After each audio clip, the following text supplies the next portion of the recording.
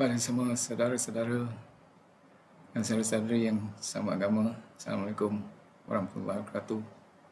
Dan kepada semua, salam sejahtera.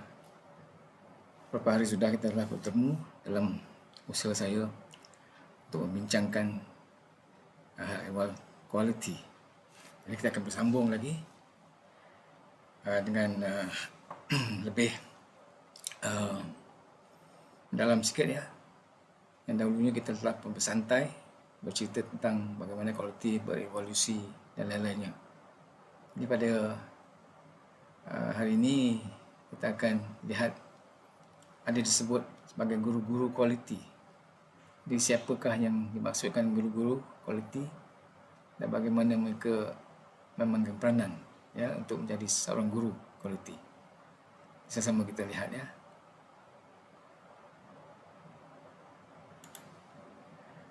Baik, guru kualiti. Secara langsungnya mereka inilah memanglah berilmu amat mendalam sekali. Lihat di sini ya, definisi sebagai guru kualiti adalah seorang yang berilmu serta mahir dalam bidang kualiti. Semestinya lah ya. Seterusnya, seorang yang memang bijak, boleh menerjemahkan konsep kepada practicality, mampu melaksanakan apa yang dimaksudkan dengan konsep mereka itu. Dan seterusnya, juga dikenali sebagai seorang yang mampu mengajar dan menurunkan ilmunya pada orang ramai ataupun pada organisasi dan juga syarikat-syarikat yang memerlukannya. Seterusnya, ilmu juga perlu mereka dari konsep terpakai dan membawa kejayaan dalam semua sektor.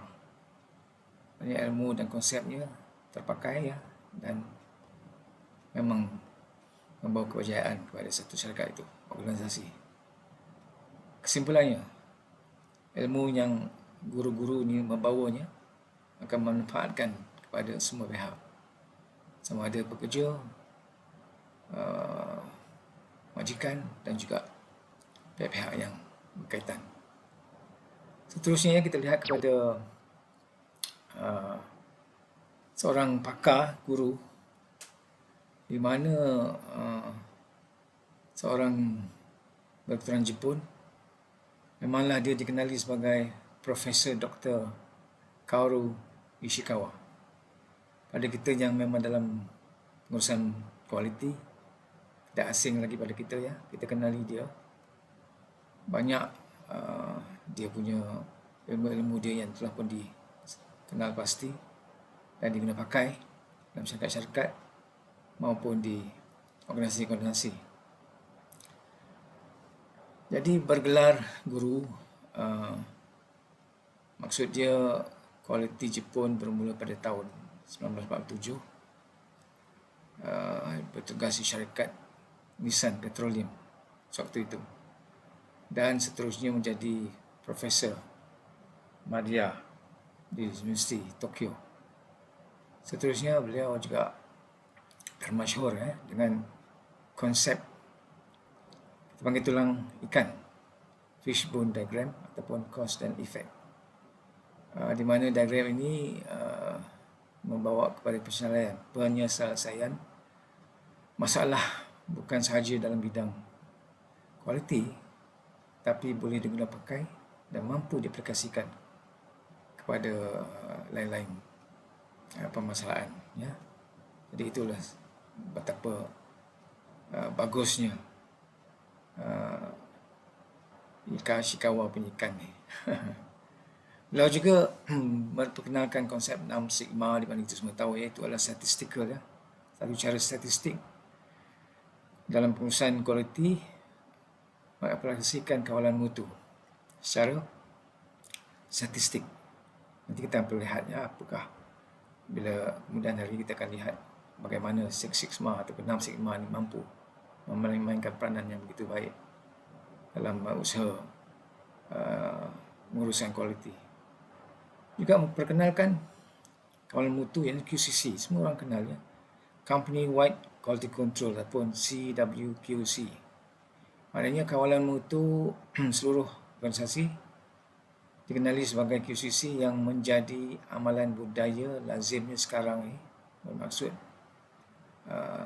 putaran circle ya, kawalan mutu QCC. Terusan lagi adalah sebagai contoh Ishikawa punya fishbone diagram yang saya sebut tadi dan kita semua telah pun tahu ya, pernah dengar ataupun pernah lihat dan pernah menggunakannya.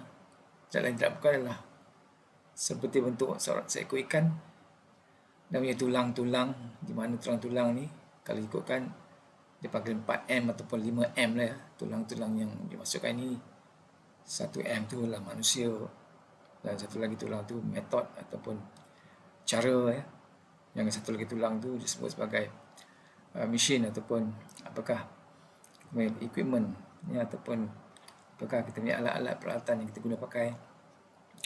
Dan satu lagi M adalah material. Material ni adalah apakah material daripada sudut metal gunaan dari mula sesuatu barangan ataupun sesuatu perkhidmatan akan digunakan pakai untuk melaksanakan kualiti. Jadi secara perincinya kita akan lihat kemudian. Sekarang ni hanya untuk menunjukkan bagaimanakah rupanya untuk disebut sebagai Ishikawa fishbone. Jadi jangan kita khawatir, kita akan lanjutkan dalam perkara ini kemudian hari ya. Seterusnya, baik, QC circle yang kita telah pun tahu, quality control circle ni dah lama ya digunakan pakai. Lama digunakan pakai oleh semua syarikat-syarikat besar kecil, dan tak kira lah sama ada syarikat ni orang kata syarikat yang lebih pekerja-pekerja dia dalam lingkungan lebih ratus-ratus ataupun ribu-ribu, padahal syarikat yang dikatakan sebagai syarikat yang small medium ya, ataupun SMI dan lain-lainnya.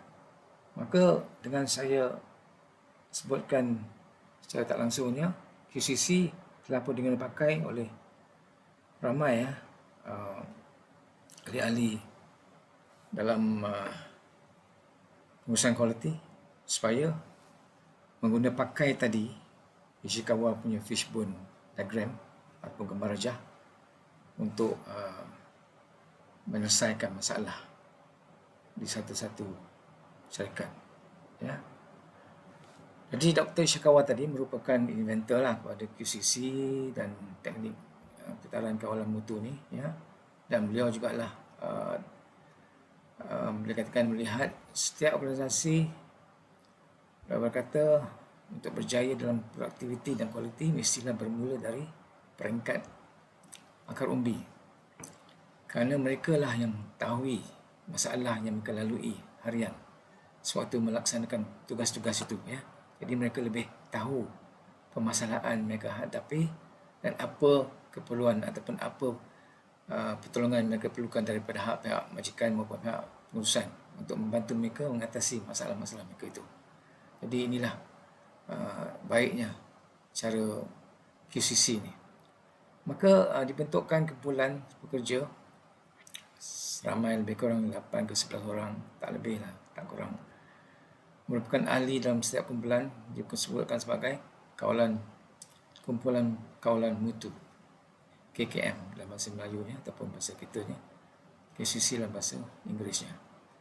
Dan teknik ini amat berkesan dalam pengurusan kualiti serta mendapat pengiktirafan di seluruh dunia.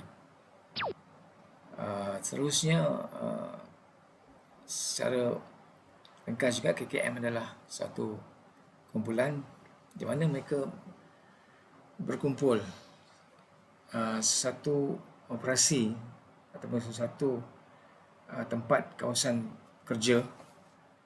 Ada pekerja yang mungkin sekumpulan 10-20 orang kan, mereka boleh berkumpul ataupun membuat satu pasukan untuk menjalankan QCC, ya, secara tak langsungnya. Dan mereka diberikan latihan khusus untuk menggunakan pakai gambar rajah tulang ikan secara luas dan berobjektif. Setiap kumpulan akan memberikan nama kumpulan, ya, mereka bolehlah bernama apa-apa saja untuk nak bagikan perasaan hak milik ataupun perasaan kita panggilkan sebagai personalized lah, ya, maknanya mereka dikenali, kumpulan ini dikenali dengan nama-nama yang mereka letakkan. Jadi tersendiri dan ahli-ahli akan lebih merasakan kepentingan dan memberikan makna kepada mereka kerana tugasan setiap ahli dihargai oleh pihak majikan. Jadi mungkin boleh sedikit sebanyak kita nak samakan, kita bolehlah macam gotong royong, tapi konsep gotong royong dan juga teknik gotong royong berbeza lah dengan QCC, ya, di mana ketara sekali lah perbezaannya, tapi maksud saya tu boleh dikatakan begitulah, satu pakatan, satu kumpulan bekerjasama dalam masalah di tempat kerja. Seterusnya, Profesor Dr. Kaoru Ishikawa ni, beliau adalah banyak, ya, menulis buku-buku banyak sekali, ya, termasuklah buku-buku yang dikatakan sebagai asasnya adalah urusan kualiti. Dan sebagai contoh, buku yang bertajuk Total Quality Control ataupun kalau mutu menyeluruh, amat terkenal, ya, di dalam satu institusi atau organisasi yang memperkenalkan QCC dan juga kualiti. Beliau juga memanglah menggunakan pakaikan sistem statistical quality control, statistik, ya. Ini diciptakan di Amerika Syarikat sebenarnya, statistical quality control, tapi Ishikawa telah mengambil dan mengguna pakai di Jepun dalam syarikat untuk lebih menjayakan program quality control mereka. Itu amat baik sekali.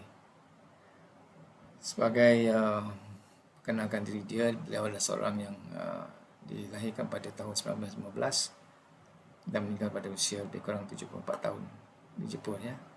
Jadi untuk maklumat, setiap negara yang terpilih dan berjaya dalam QC ni, KKM ni, akan berpeluang persembahkan dan mempersembahkan mereka punya hasil projek di satu convention KKM, biasanya setahun sekali, ya, di peringkat antarabangsa lah. Ini merupakan imbuhan kalau nak tengok kepada pulangan kepada pekerja-pekerja yang telah bertenggelumus bekerja sebagai pasukan, menghasilkan kata apa yang mereka punya objektifnya, ya, menyelesaikan masalah mereka. Maka ini sebagai imbuhan kepada mereka supaya mereka dapat melaksanakan lebih tugas lain-lain yang ada bermasalah juga. Jadi mereka rasakan KKM adalah satu cara, satu orang sebut sebagai satu jalan untuk mereka menunjukkan kebolehan mereka, walaupun mereka sebagai pekerja biasa tapi mampu mengendalikan masalah-masalah atau mengatasi masalah-masalah yang mereka hadapi. Saya rasa itu saja buat kali ini. Kalau kita akan jumpa lagi, insya-Allah, ya. Sekian dahulu.